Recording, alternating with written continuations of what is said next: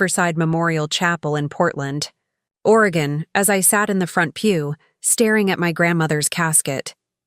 Dorothy Mae Thompson had been 89 years old when she passed, and even though we knew it was coming, nothing prepared me for the hollow ache in my chest. I'm Abigail Thompson, and I was 32 years old when my world turned upside down. My grandmother raised me. That's the simple truth of it. When my parents died in a car accident when I was 7, Grandma Dorothy didn't hesitate.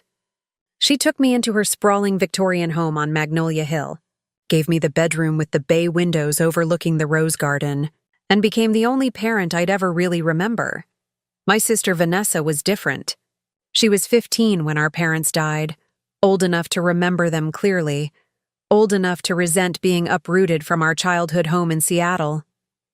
She went to live with our Aunt Patricia in California and only visited Grandma's house on holidays. The visits grew shorter each year. By the time she turned 25, we'd see her maybe once a year, always around Christmas, always staying just long enough to exchange pleasantries before disappearing back to her life in San Diego. I never held it against her. Grief affects people differently. I found comfort in Grandma's steady presence, in the smell of her lavender sachets and the sound of jazz playing on Sunday mornings. Vanessa found hers in the distance. The service was ending. Reverend Marcus delivered a beautiful eulogy about Grandma's charity work and her famous blackberry pies that won the county fair 12 years running. People I didn't even recognize came up to share stories. Former students from her 40 years teaching 3rd grade, neighbors she'd helped through hard times, volunteers from the animal shelter where she spent her retirement. Vanessa sat beside me, dabbing her eyes with a tissue. She'd flown in 2 days ago, looking polished and put together in her black Chanel suit. We'd barely spoken. At the viewing the night before, she'd hugged me stiffly and murmured something about getting through this together. After the service, clusters of mourners gathered at Grandma's house for the reception. I'd spent the previous week preparing, cleaning rooms that hadn't been touched in months, arranging catering, making sure everything was perfect because that's what Grandma would have wanted. The house stood as magnificent as ever. 3 stories of Victorian architecture with its distinctive turret, wraparound porch, and the old oak tree in the front yard that had to be at least 200 years old. The property took up half an acre in one of Portland's most coveted historic neighborhoods. Real estate agents had been circling for years, leaving cards in the mailbox with eye-watering estimates of what the house could sell for. Grandma would throw them directly in the trash. "This house has history," she'd tell me. "Your great-great-grandfather built it in 1894. It stays in the family." I moved through the reception in a daze, accepting condolences, refilling coffee cups, making small talk about weather and memories. Vanessa worked the room like she was networking at a business conference, all warm smiles and firm handshakes. She'd always been the charismatic one, the one who could walk into any room and own it within minutes. By 6 p.m., the last guests had left. The catering company was packing up. I stood in the kitchen, exhausted, staring at a sink full of dishes. "You've done enough," Vanessa said from the doorway. She'd changed into jeans and a cashmere sweater. "The caterers will handle the rest. We should talk." My stomach tightened. "About what?" "The house. The estate. Everything." She walked to the kitchen table and sat down, folding her hands in front of her. "I know this has been hardest on you. You were closer to her. Vanessa, I can't think about this right now. I understand. But there are practicalities we need to discuss." She pulled out her phone, scrolling through something. "I've been in contact with an estate attorney, Gerald Brixton. Very reputable. He's handled several large estates in San Diego. He can help us navigate the will and probate process." "Grandma had an attorney," I said. "Leonard Fitzgerald. He's been her lawyer for 40 years. Vanessa waved her hand dismissively. "I called his office. He's apparently on some extended medical leave. Hip surgery or something. Anyway, Gerald can step in. Make things easier." Something felt off, but I was too tired to argue. "Whatever you think is best. I just want to honor what Grandma wanted." "Of course," Vanessa smiled. "That's all I want, too." The next morning, I woke to the sound of voices downstairs. Loud voices. I pulled on my robe and descended the main staircase, my hand trailing along the familiar banister that Grandma had polished every Saturday morning like clockwork. Vanessa stood in the foyer with a man in an expensive suit. He was tall, maybe 50, with silver hair and the kind of confident posture that came from winning arguments for a living. "Abigail," Vanessa said, her tone suddenly formal. "This is Gerald Brixton. We need to have a family meeting. Now." I glanced between them, confused. "What's going on?" Gerald stepped forward, extending his hand. "Miss Thompson, I'm sorry we're meeting under these circumstances. Your sister has retained my services to handle your grandmother's estate. There are some matters we need to discuss immediately." "Okay," I said slowly, shaking his hand. "Can I at least make some coffee first?" "This won't take long," Vanessa said. Her smile had vanished. She walked into the living room, and Gerald followed. I had no choice but to join them. They sat on Grandma's antique sofa, the one she'd inherited from her mother, the one I wasn't allowed to sit on until I turned 13, and she decided I was careful enough. Vanessa looked comfortable there, her arms stretched across the back cushions. Gerald had a leather briefcase on his lap. I sat in the armchair across from them, still trying to shake the fog of sleep and grief. "Abigail," Gerald began, pulling documents from his briefcase.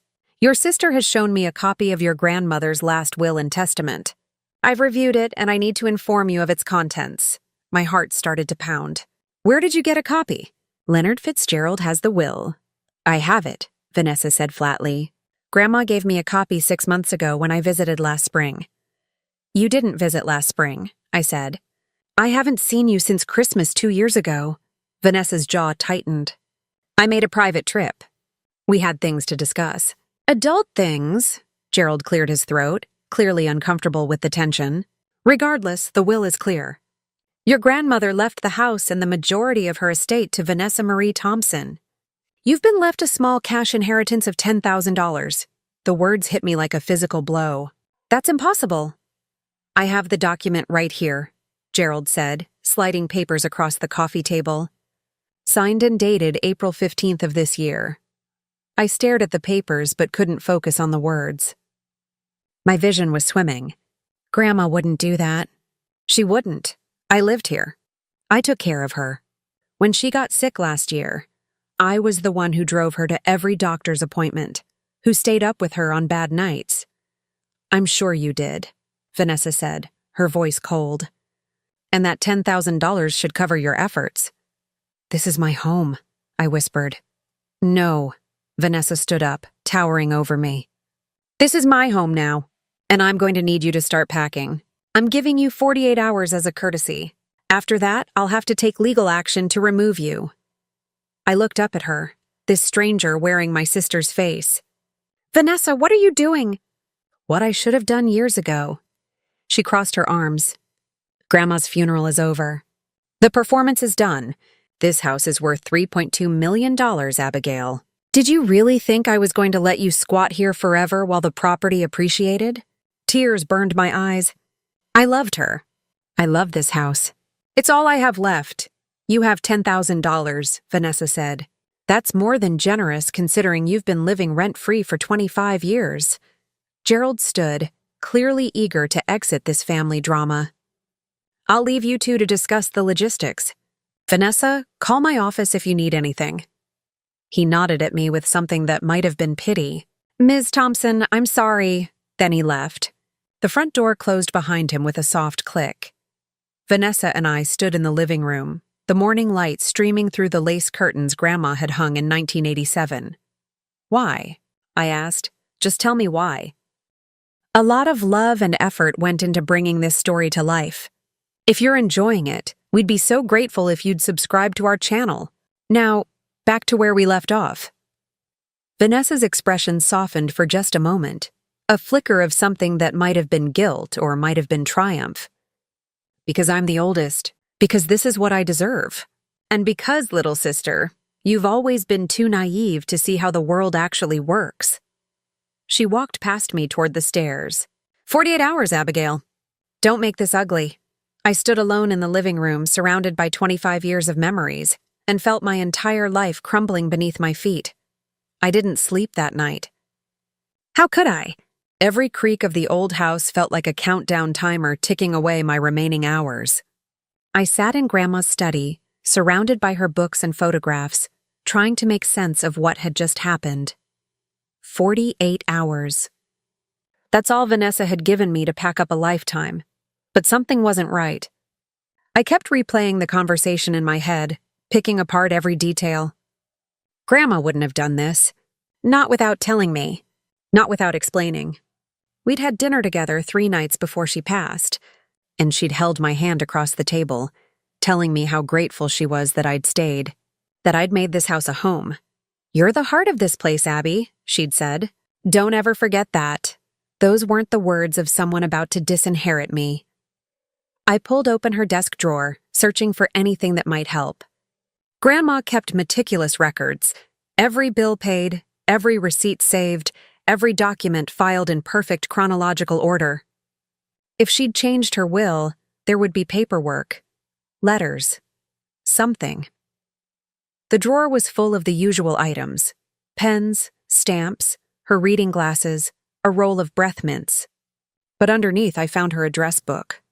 The brown leather was worn soft from decades of use. The pages yellowed and filled with Grandma's neat handwriting. I flipped through until I found it. Leonard Fitzgerald. Attorney at law. His office number, his cell phone, even his home address in Lake Oswego. My hands shook as I dialed his office number.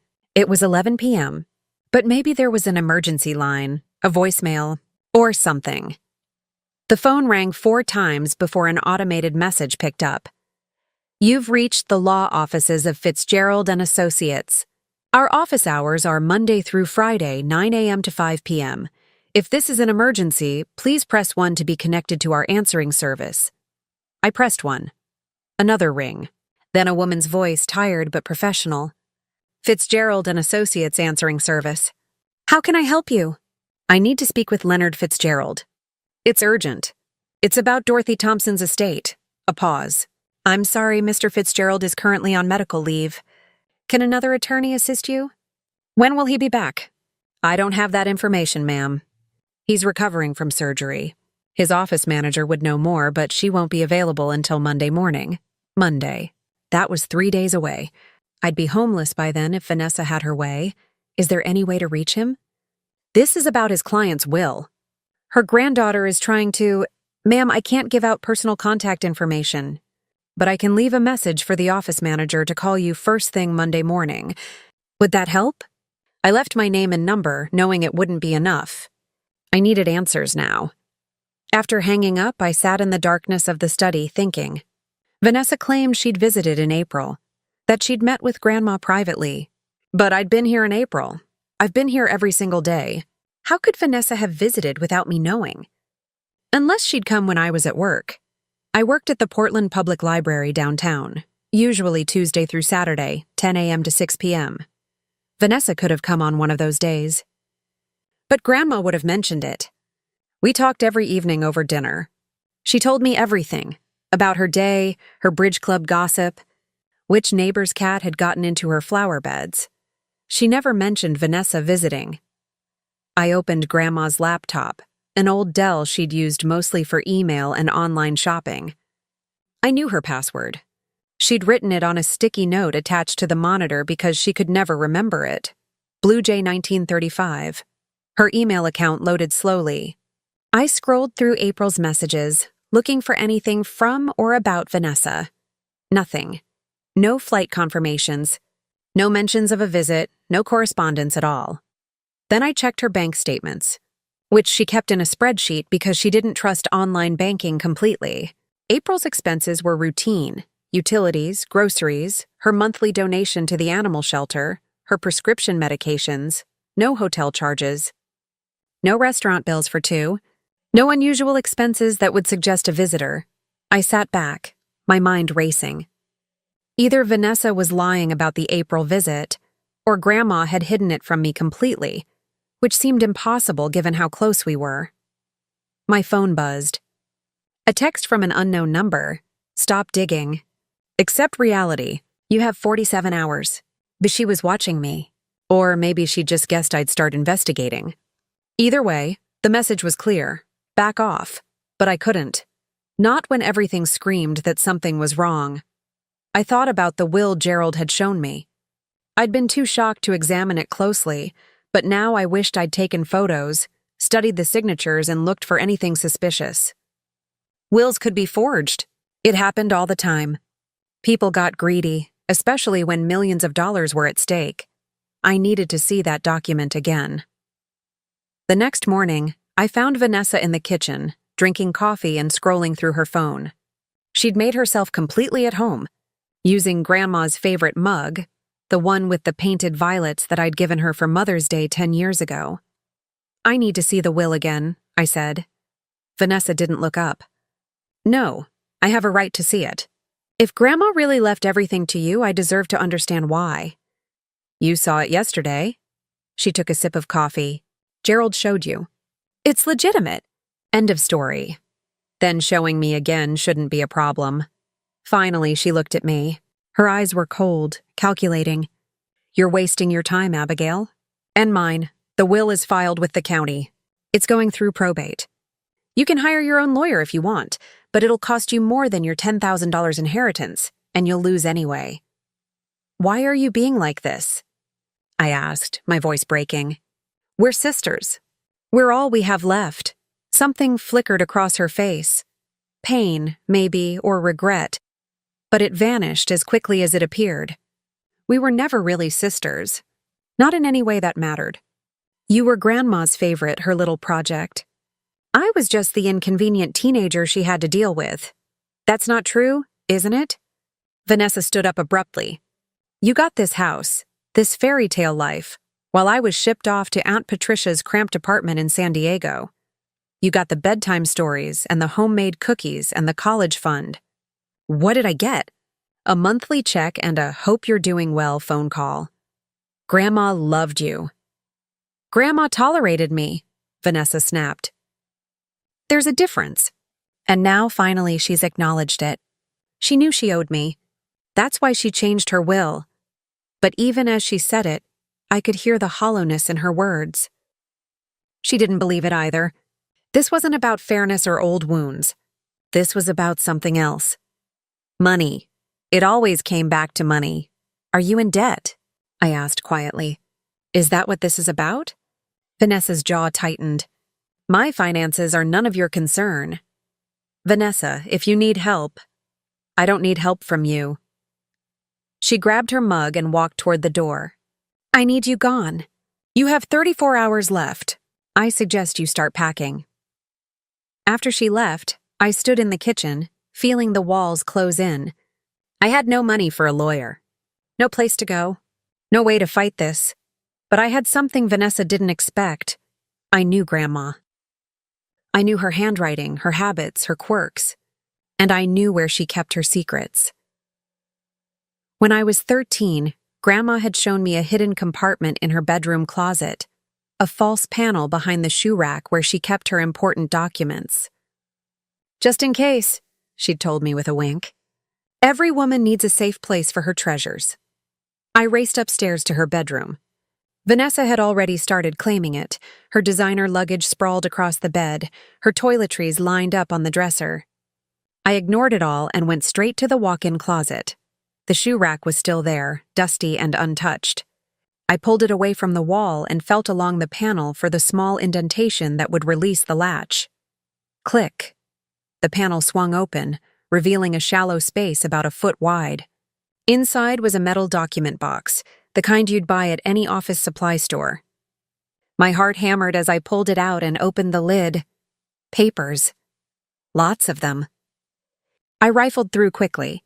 Grandma's birth certificate, her marriage license, my parents' death certificates, report cards from my childhood, photographs, and at the bottom, in a sealed manila envelope, last will and testament of Dorothy Mae Thompson. My hands trembled as I opened it. The document inside was dated March 3rd, more than a month before the April date on Vanessa's version. I scanned the pages, my eyes moving faster and faster. The house was left to me. Everything was left to me, Vanessa got $50,000 and some jewelry, but the bulk of the estate, the house, the investments, the savings, all of it came to me with one simple explanation in Grandma's own handwriting at the bottom. Abigail has been my faithful companion and the light of my final years. This house needs someone who will love it as I have. That person is Abigail. I clutched the document to my chest, tears streaming down my face. I'd been right. Grandma hadn't betrayed me, which meant Vanessa had. The question was, how far had she gone to steal my inheritance?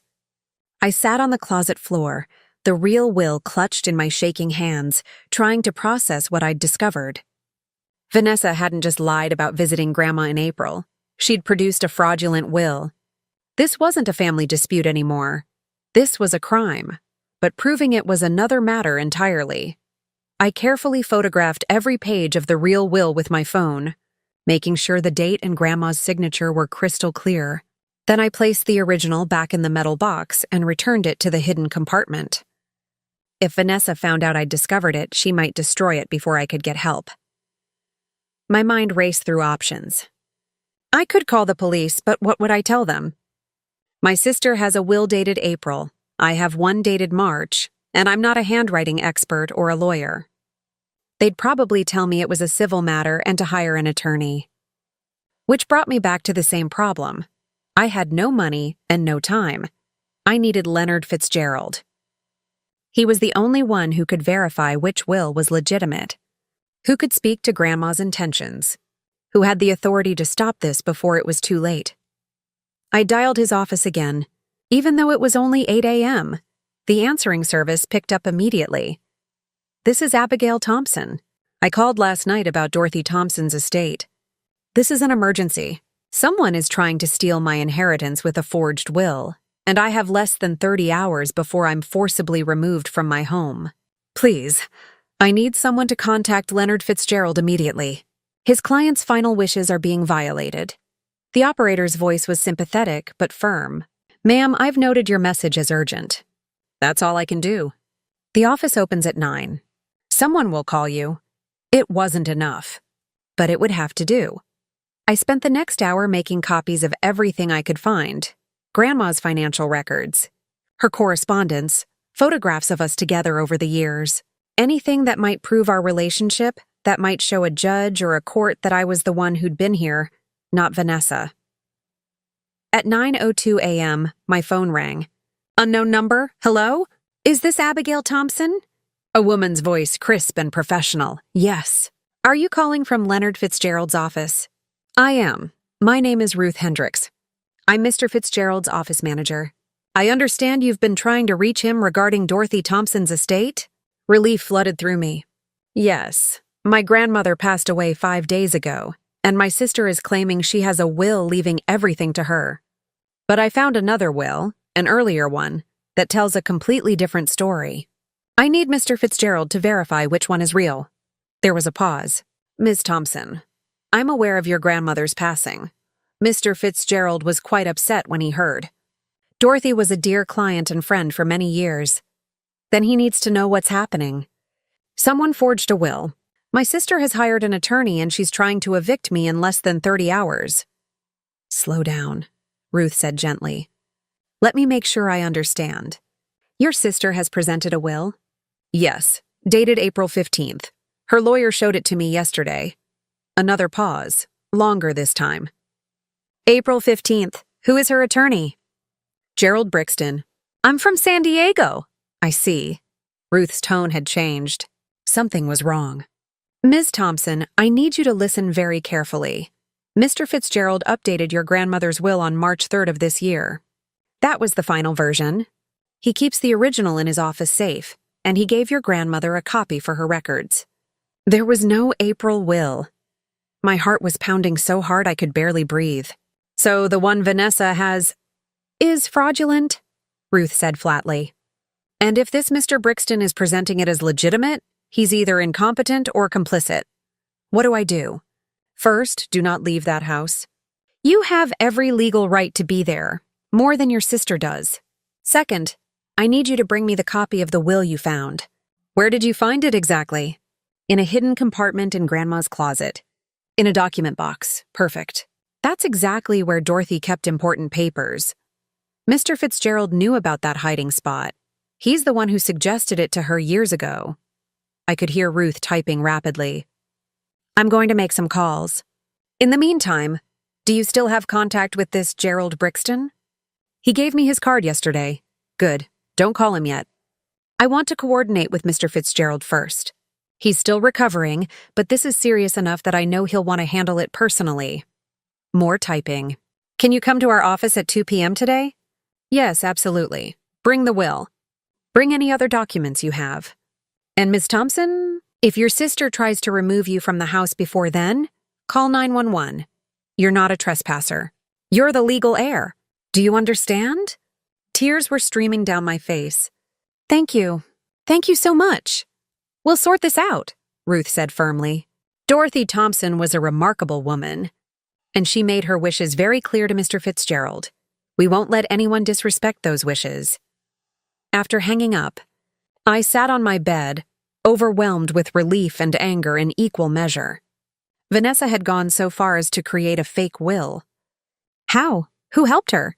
Did Gerald Brixton know it was fraudulent, or had Vanessa fooled him too? I didn't have long to wonder. Around 10 a.m., I heard voices downstairs. Loud voices. I crept to the landing and peered down. Vanessa was in the foyer with two men in dark uniforms. Security guards? One of them had a clipboard. She's still here, Vanessa was saying. Upstairs. I need her removed from the property. My blood turned to ice. She was trying to throw me out early. I descended the stairs, forcing myself to stay calm. I'm not going anywhere. Vanessa spun around, her face flushed with anger. You had 48 hours. I'm being generous by giving you that. But if you're going to spend that time moping around feeling sorry for yourself instead of packing, then I'm accelerating the timeline. You can't do this, I said, looking at the security guards. This is my house. She's lying to you. One of the guards, a middle-aged man with a gray beard, looked uncomfortable. Ma'am, we were hired to assist with a property transition. If there's a legal dispute— There's no dispute, Vanessa interrupted. I have the will. I have documentation. She's refusing to leave. I spoke with Grandma's actual attorney this morning, I said, my voice steady despite my shaking hands. Leonard Fitzgerald? The will you have is fake, Vanessa, and I can prove it.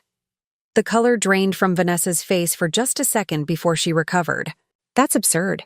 You're making things up because you can't accept reality. Then call Gerald Brixton right now, I challenged. Ask him to verify the will with Leonard Fitzgerald's office. If it's legitimate, Fitzgerald will confirm it. If it's not— I let the implication hang in the air. The security guard with the clipboard cleared his throat. Ladies, this sounds like something that needs to be resolved through the courts. We can't remove someone from a property if there's a competing claim to ownership. There is no competing claim. Vanessa's voice was rising, panicked now. I showed you the will, and she says she has another will, the guard said. Look, ma'am, we're not lawyers. We're not getting in the middle of this. You need to file the proper paperwork with the county and let a judge sort it out. I'm paying you. Not enough to risk a wrongful eviction lawsuit, the second guard said.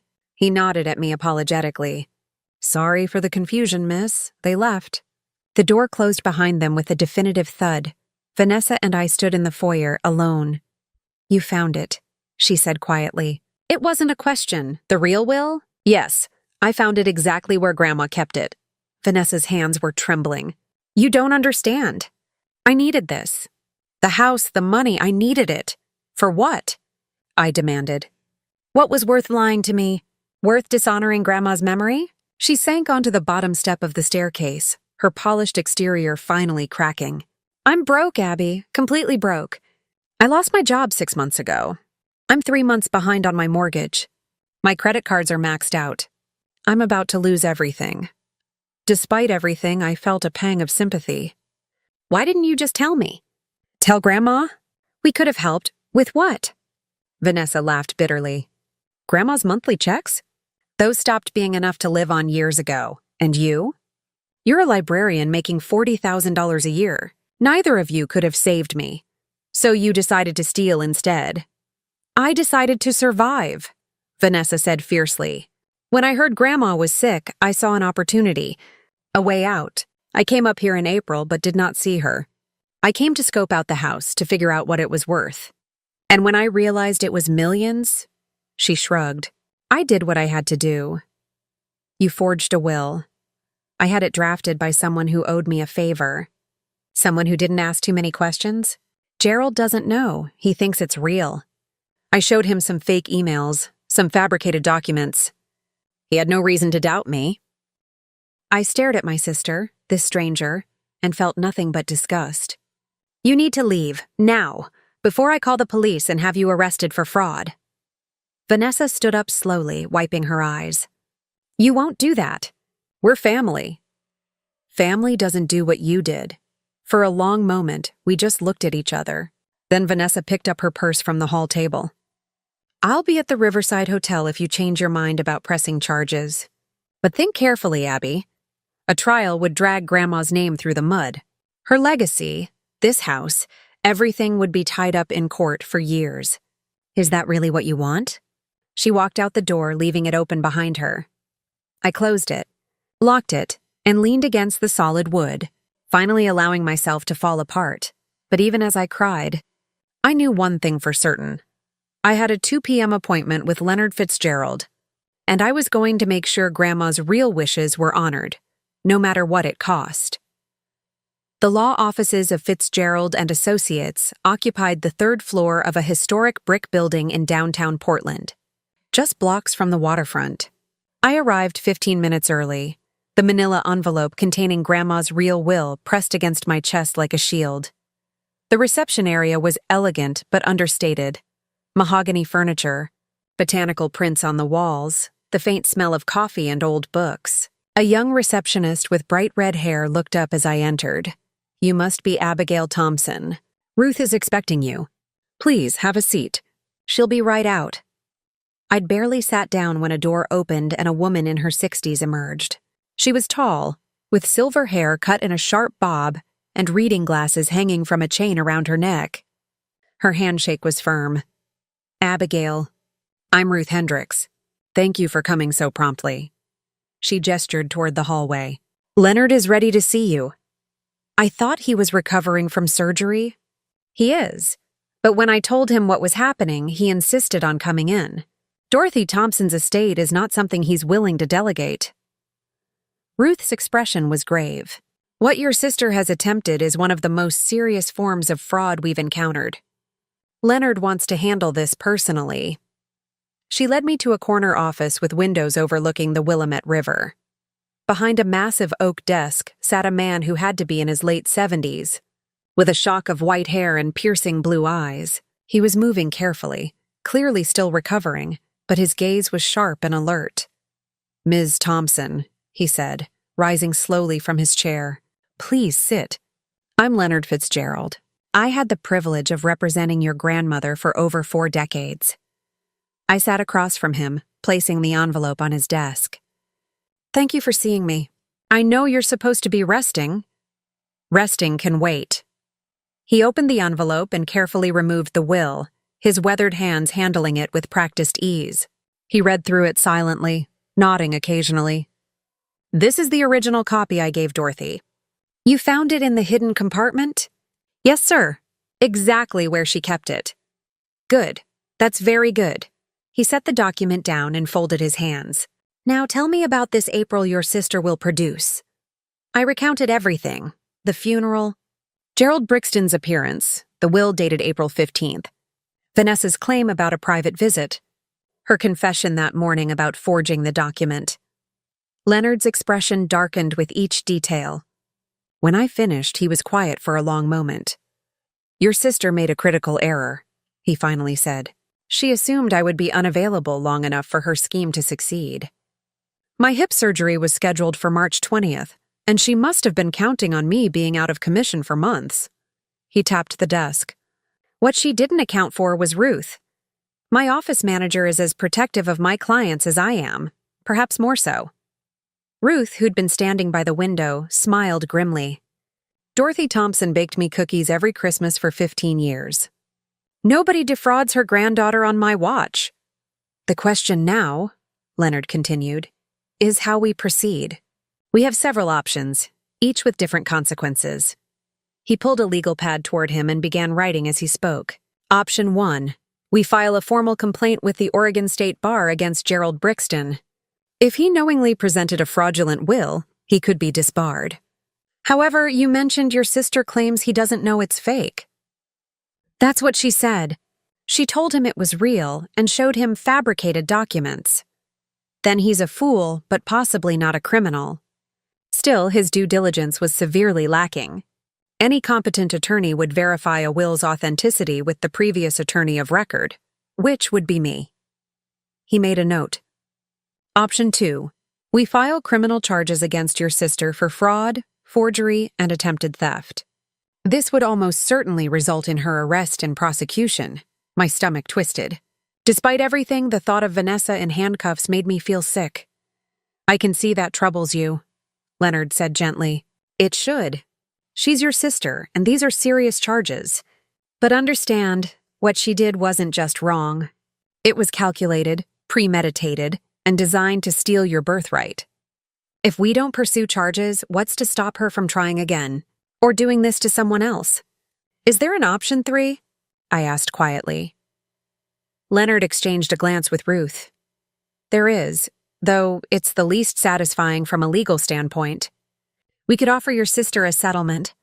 She signs an affidavit admitting the April will is fraudulent, returns any documents she fabricated, and agrees never to contest the real will.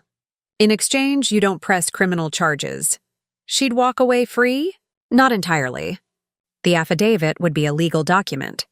If she ever tried something like this again, we'd have proof of prior fraud. It would destroy any future case she might bring. And she'd still receive the $50,000 your grandmother left her in the legitimate will, once the estate clears probate. I thought about Vanessa sitting in that hotel room, her carefully constructed life in ruins, about the desperation that had driven her to this, about whether someone who'd already proven they'd lie, cheat, and steal could be trusted to honor any agreement. What do you recommend? I asked.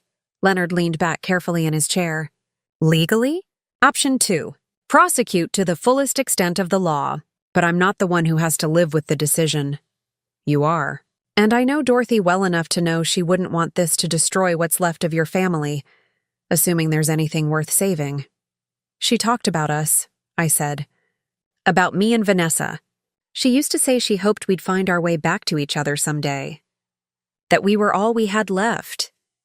Dorothy was an optimist, Leonard said. Sometimes to a fault, but she was also practical. That's why she left the house to you, Abigail.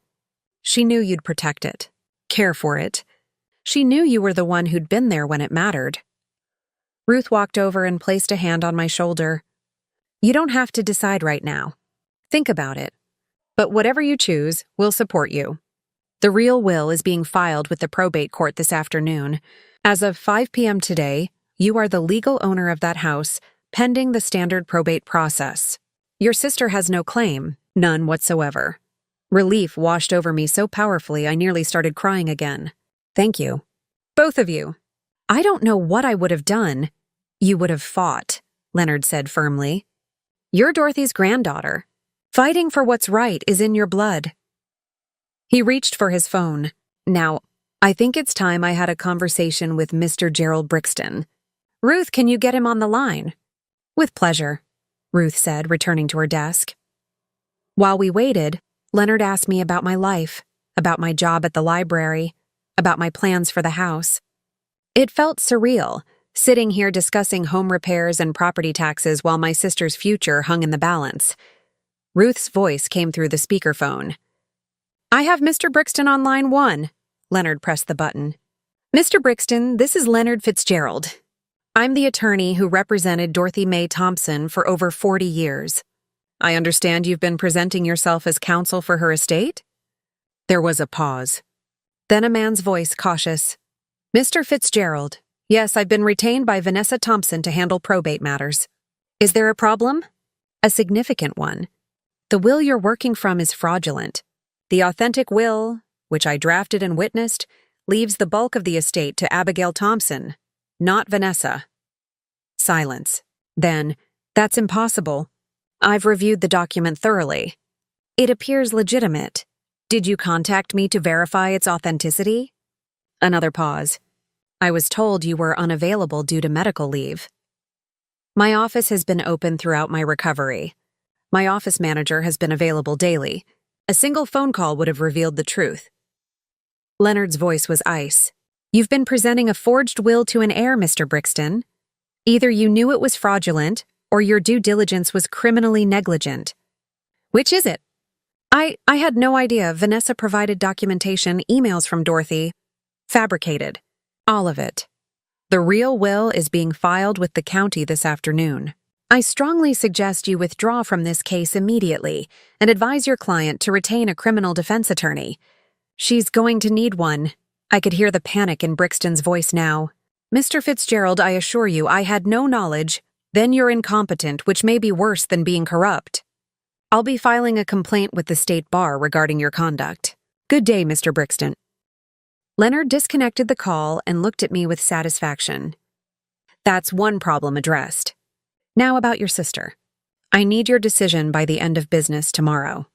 Either we file charges or we offer the settlement. But Abigail, choose wisely. Sometimes mercy is justice, and sometimes it's just cowardice dressed up in nice clothes.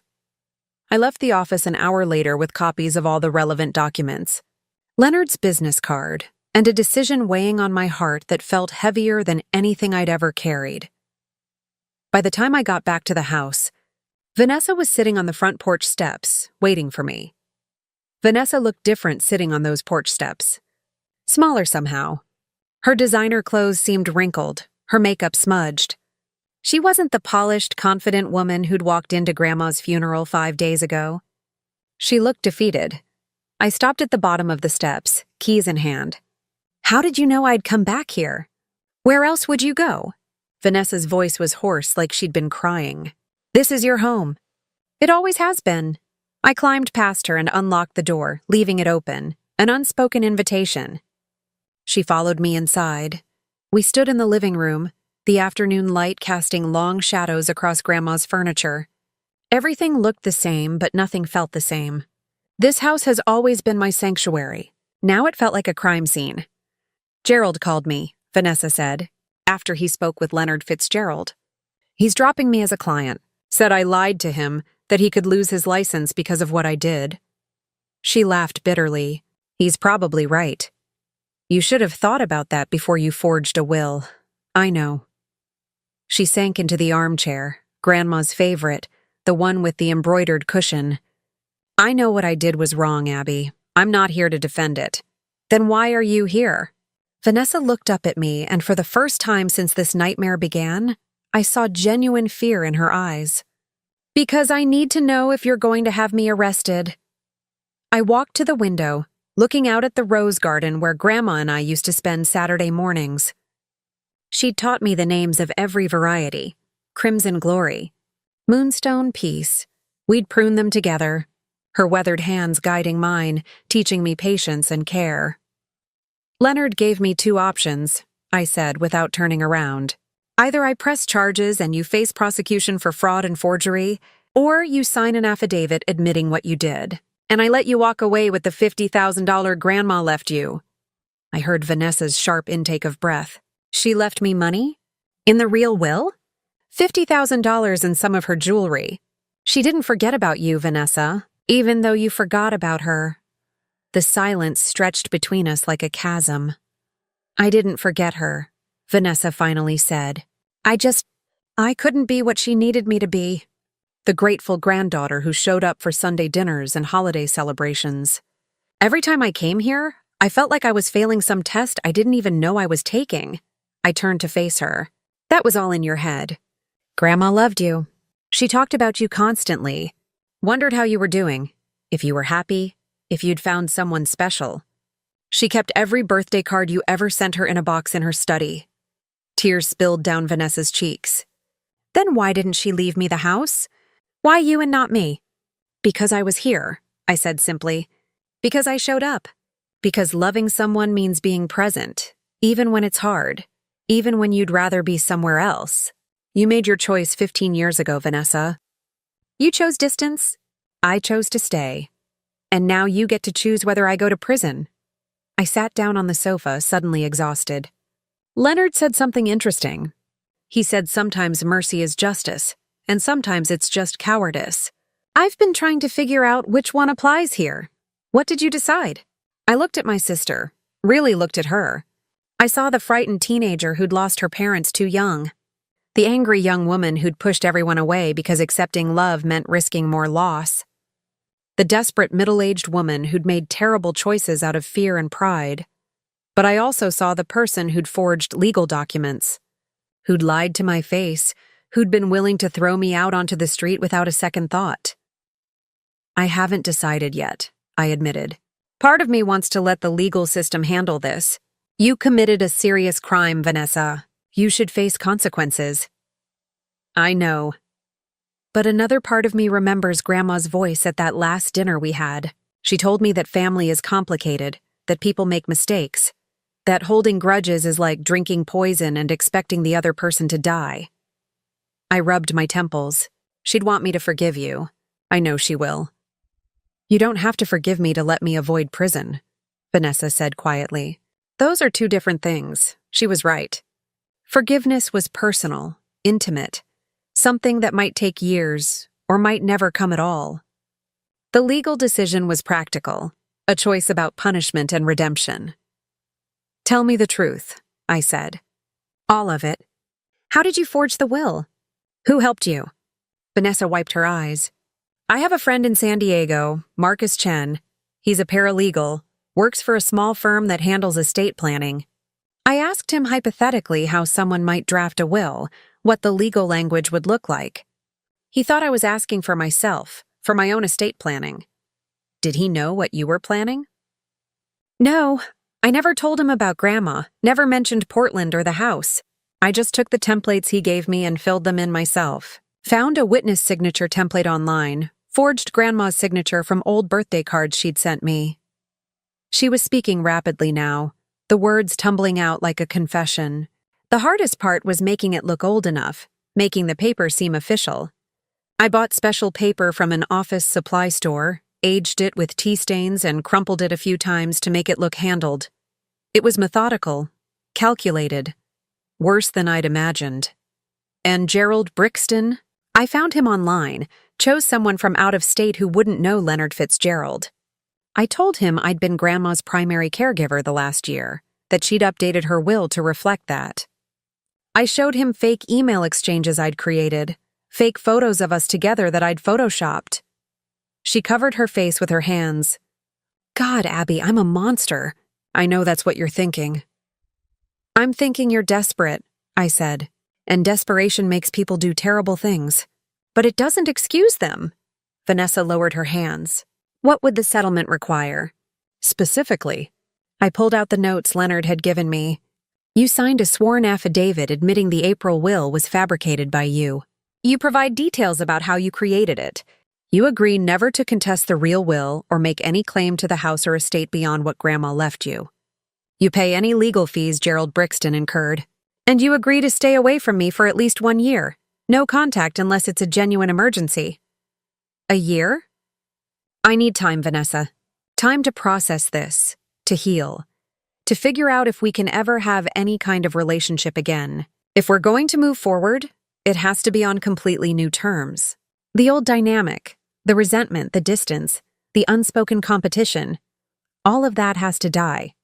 Vanessa nodded slowly. And if I sign the affidavit, you won't press charges? That's the deal. But understand something. If you ever try anything like this again, if you violate the agreement in any way, Leonard has promised me he'll pursue prosecution with everything he has. This is your only chance, Vanessa. You're the only one. I understand. She stood up, smoothing down her clothes in a gesture so familiar it made my heart ache. When do I need to sign? Leonard's office. Tomorrow morning at 9 a.m. He'll have the documents ready. Vanessa walked to the door, then paused with her hand on the knob. For what it's worth, I am sorry. Not just because I got caught. I'm sorry for all of it. for not being here, for not being the sister you deserved, for letting my anger and jealousy turn me into someone who could do something this cruel." "I know," I said. And surprisingly, I did believe her. Not enough to forgive, not yet, but enough to believe the remorse was genuine. "Will you ever be able to forgive me?" I thought about Grandma's roses, how you had to prune away the dead growth before new blooms could emerge. "Maybe, someday, but not tomorrow." Vanessa nodded, unsurprised. "Fair enough." She opened the door, then looked back one more time. "Take care of the house, Abby. It suits you." Then she was gone, the door closing softly behind her. I stood alone in the living room as the afternoon faded into evening, watching the light shift and change across the walls I'd known my entire adult life. Tomorrow, I'd go to Leonard's office and watch Vanessa sign away her lies. The house would officially enter probate, and in a few months it would legally be mine.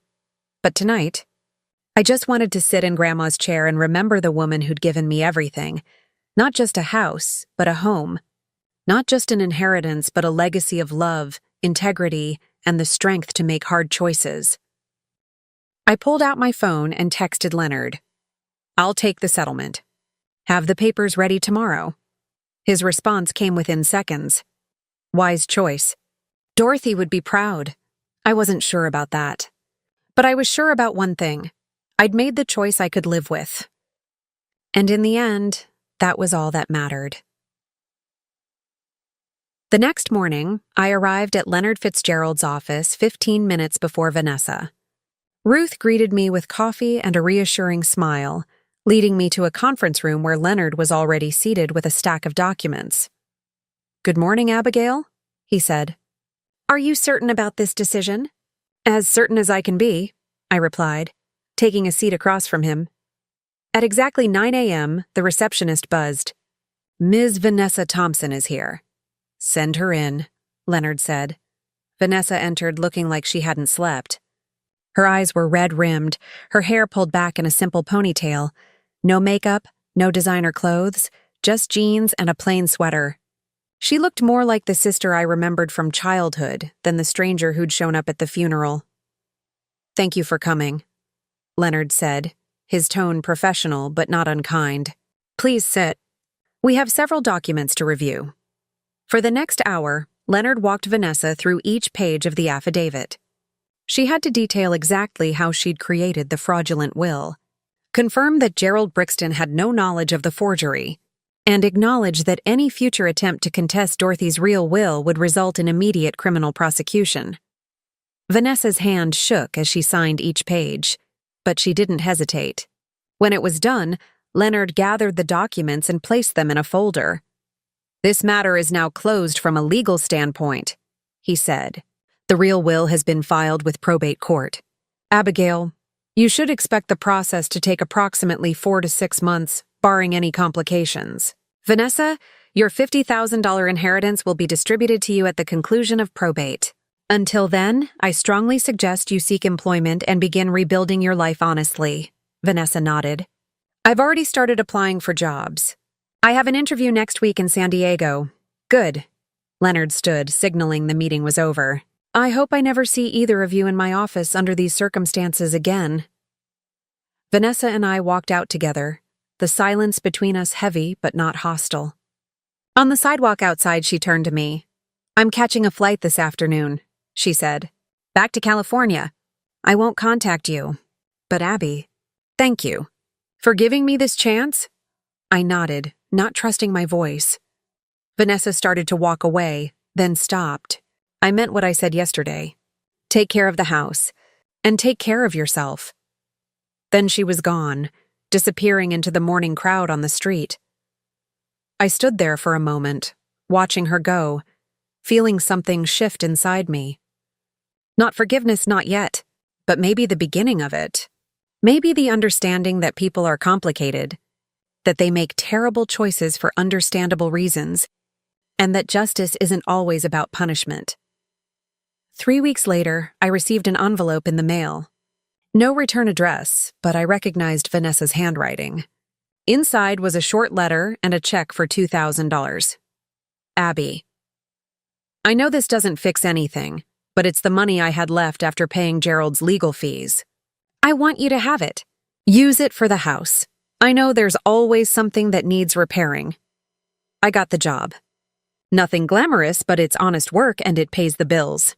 I'm seeing a therapist twice a week. Turns out I have a lot to work through. I won't break the no-contact agreement. But I wanted you to know I'm trying. Really trying. Take care. I folded the letter and placed it in Grandma's desk drawer, next to the old photographs and birthday cards.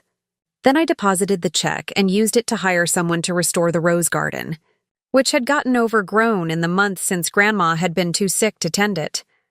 The probate process moved slowly, as Leonard had warned. There were appraisals and paperwork, creditors to notify and taxes to calculate. But by early spring it was done. The house was officially, legally, mine. I stood in the living room on a Saturday morning, sunlight streaming through the lace curtains, and tried to figure out what came next. I could sell it. Real estate agents were still leaving cards in the mailbox with increasingly aggressive offers. The money would be life-changing. I could travel, go back to school, do anything I wanted. But the thought of strangers walking through these rooms, of someone else sleeping in Grandma's bedroom or painting over the pencil marks on the kitchen doorframe where she'd measured my height every birthday, it made my chest tight. This house was more than property. It was a memory made solid. It was every Sunday morning jazz session, every batch of blackberry pie, every late-night conversation in the kitchen when I couldn't sleep. It was Grandma's laughter and wisdom, her patience and strength. It was home. I decided to stay. Not because I had to, but because I wanted to. Because Grandma had trusted me to protect this place, and I would honor that trust. I made changes slowly, respectfully. Grandma's bedroom became a library, her books lining floor-to-ceiling shelves I had custom built. The attic, which had been full of old furniture and forgotten boxes, I converted into a writing studio with skylights and a reading nook. The rose garden flourished under professional care, blooming more brilliantly than it had in years.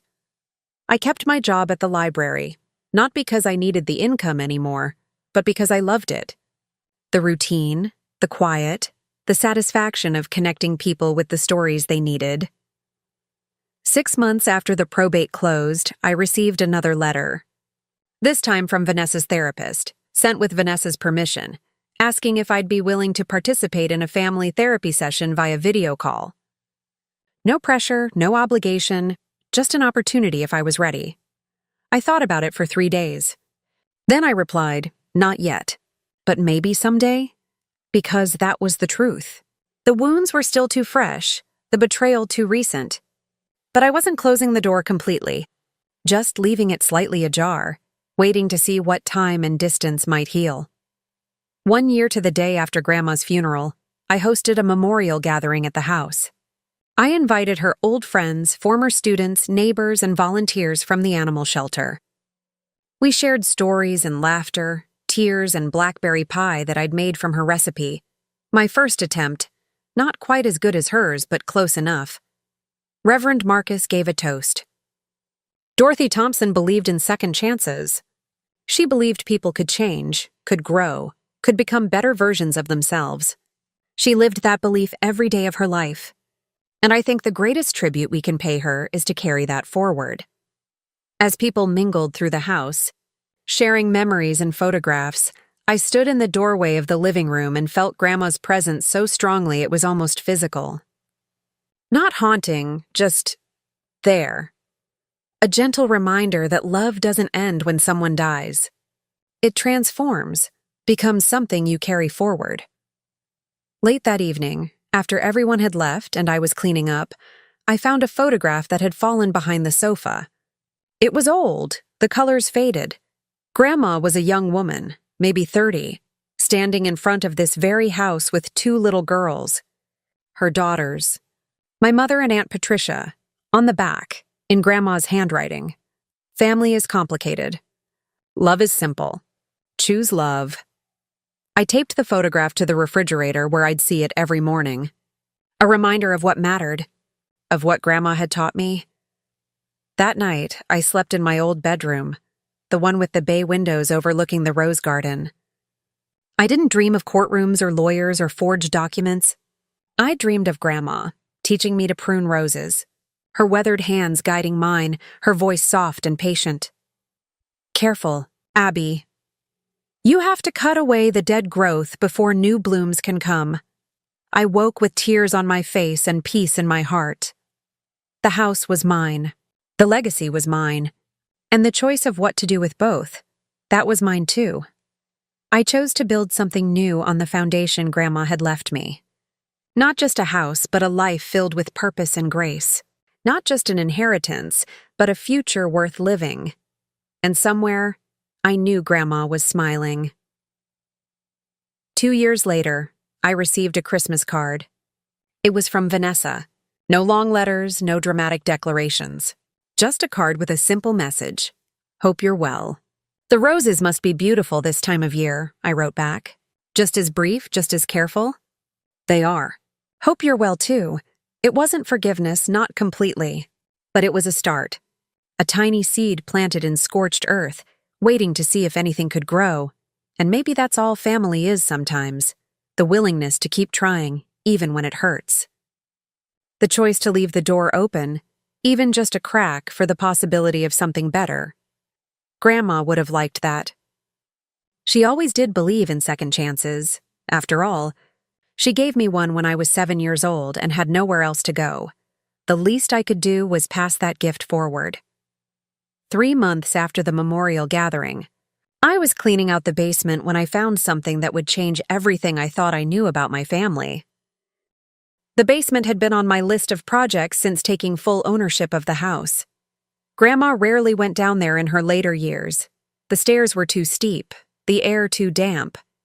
It had become a storage space for forgotten things. Holiday? Decorations, old furniture, boxes of papers that no one had looked at in decades. I'd hired a local handyman, Carlos Rivera, to help me sort through it all.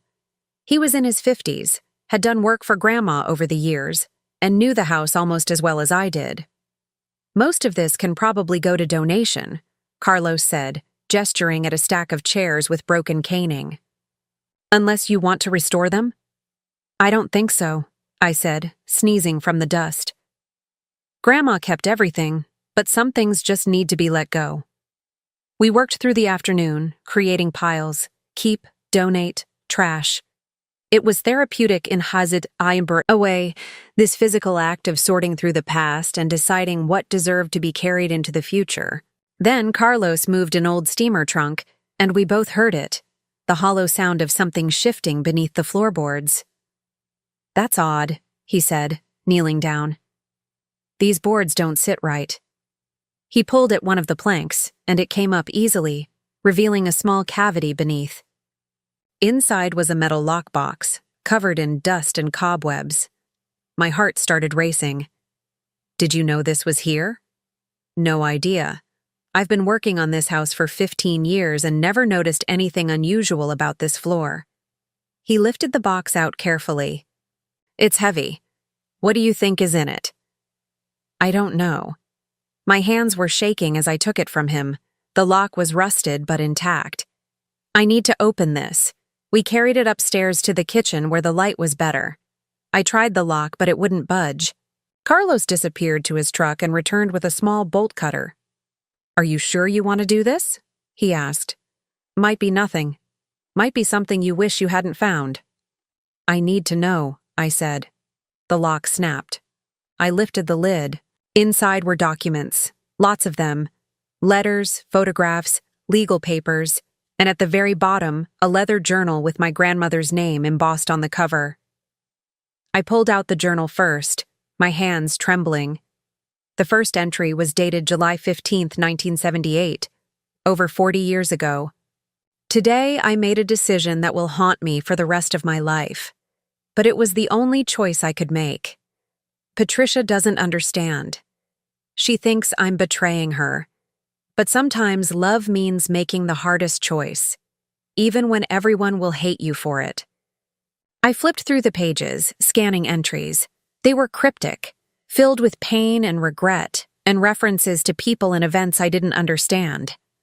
Then I found an entry from December 1982. They're growing up now, old enough to ask questions. Patricia forbids me from telling them the truth. She says it will only cause harm. Maybe she's right. Maybe some secrets are meant to stay buried. But every time I look at Margaret's eyes, my daughter's eyes, I see the weight of what I've done. Margaret, my mother. I turned to Carlos. Can you give me some privacy? I need to read this alone. Of course. He gathered his tools. I'll come back tomorrow to finish the basement. You call me if you need anything, okay? After he left, I sat at the kitchen table and read the journal from beginning to end. It took 3 hours. By the time I finished, the sun had set, and I was sitting in darkness. My whole understanding of my family shattered. The truth was this. My grandmother had had an affair. In 1955, Dorothy Mae Thompson, then Dorothy Mae Harrison, was engaged to a man named William Thompson, my grandfather. But during their engagement, she fell in love with someone else. A man named James Mitchell, who worked at the same elementary school where she taught. The affair lasted 6 months. When she discovered she was pregnant, she didn't know who the father was, William or James. She chose to marry William as planned. She never told him about James or her uncertainty about the baby's paternity. My Aunt Patricia was born 7 months after the wedding, premature by the official story, but full term in reality. Years later, when Patricia was 5 years old, James Mitchell contacted Dorothy.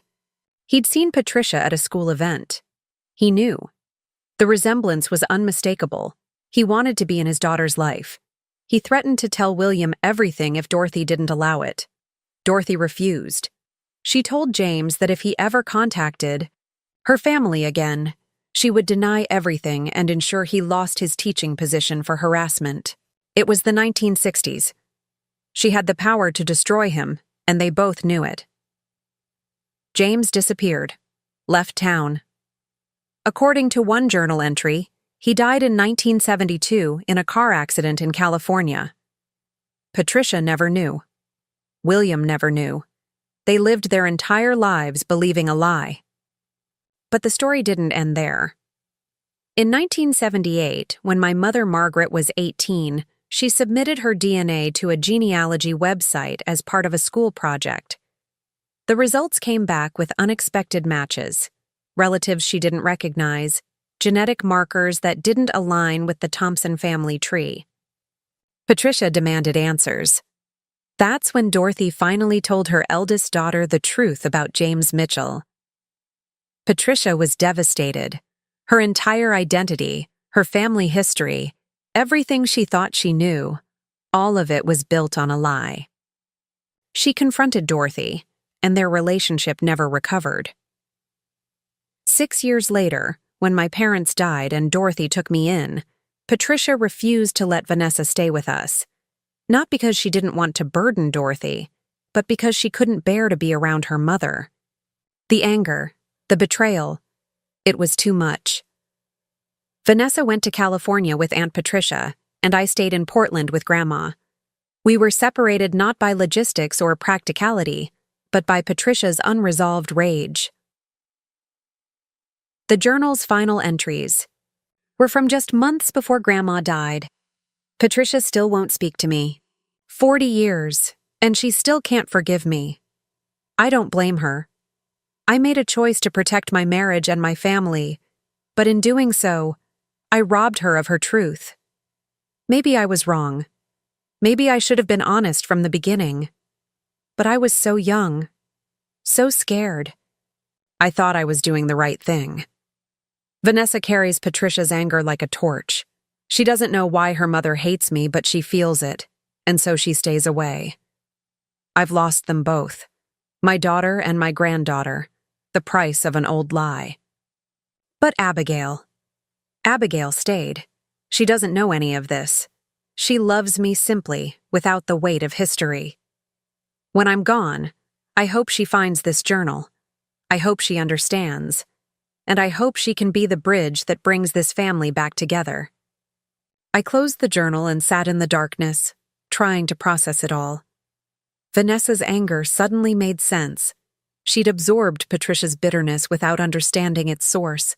She'd felt rejected by Grandma without knowing why. And I, in my ignorance, had been the favored one simply because I didn't carry the burden of knowing. The lockbox contained more than just the journal. There were letters from James Mitchell, photographs of him and Dorothy together, and a sealed envelope addressed to Patricia that was never sent. I opened it. Inside was a letter Dorothy had written shortly before her death. My dearest Patricia, I know you won't read this while I'm alive, so I'm leaving it for you to find after I'm gone. I need you to know that every choice I made out of love. Not just love for William, but love for you. If I had told the truth in 1955, your life would have been marked by scandal. You would have grown up knowing you were conceived in deception. I couldn't do that to you. If I had let James into your life in 1960, you would have been torn between two fathers. I couldn't do that to you either. I chose to carry the burden of the lie so that you could live freely. Perhaps that was selfish. Perhaps I robbed you of a choice that should have been yours. If so, I am truly sorry. But please know this. You have always been my daughter. Not William's, not James's. Mine. And I have loved you with every breath in my body, even when you couldn't love me back. I hope someday you can forgive me. Mom. I sat with these revelations until midnight, turning over every memory, every conversation, seeing them all through this new lens. Grandma hadn't been perfect. She'd made a choice that had fractured her family across generations. But she'd also carried that weight alone for decades, protecting the people she loved from a truth that might have destroyed them. The question now was, what did I do with this information? I could keep it hidden, let the secret stay buried with Grandma. Or I could reach out to Vanessa, to Aunt Patricia, and finally tell them the truth that might explain everything. The distance, the anger, the years of misunderstanding. It was almost funny in a dark way. I'd just finished dealing with one family. Secret, Vanessa's forged will. And now I'd discovered another that went back decades. But this time, I wasn't a victim. I was the keeper of the truth. And I had to decide what to do with it. I picked up my phone and stared at Vanessa's contact information. Our no-contact agreement had expired 3 months ago, but neither of us had reached out. Now I had a reason, maybe the reason, to break the silence. My finger hovered over her name. Then I put the phone down. This wasn't a decision to make at midnight, exhausted and emotional. This required thought, maybe even professional guidance. Tomorrow, I'd call Leonard Fitzgerald. Not for legal advice, but for wisdom. He'd known Grandma for 40 years. Maybe he knew about James Mitchell. Maybe he could help me understand what Grandma would have wanted me to do. I locked the journal and letters back in the metal box and carried it upstairs to my bedroom. That night I barely slept, haunted by questions that had no easy answers. How much truth does a family deserve? When does honesty become cruelty? And can old wounds ever truly heal? Or do we just learn to live with the scars? By morning, I'd made a decision. But first, I needed to make one phone call. Looking for more? We've got 2 amazing stories ready